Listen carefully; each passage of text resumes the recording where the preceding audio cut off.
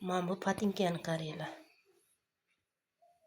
Bu patinka yillab, oylab eshakdek ishlaydi. Buni kremlab yuvsa ham ketmaydi, ochilmaydi, qoraymaydi.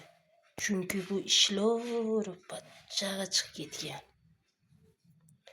Bu qiynalib, yillab, oylab ishlagan bu patinkani topgan peshana terini.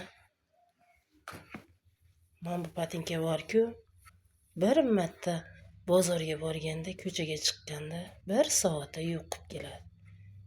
Bunga eshakdek ishlagan bu patinkani nima qizig'i bor, to'g'rimi? Buni turishini qaranglar. Bu xolasa 1 yilda 10 tadan olinadi, xolasa 20 tadan olinadi.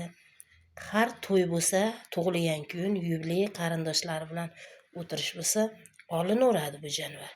Ammo bu patinka esa bu yillab olinmaydi.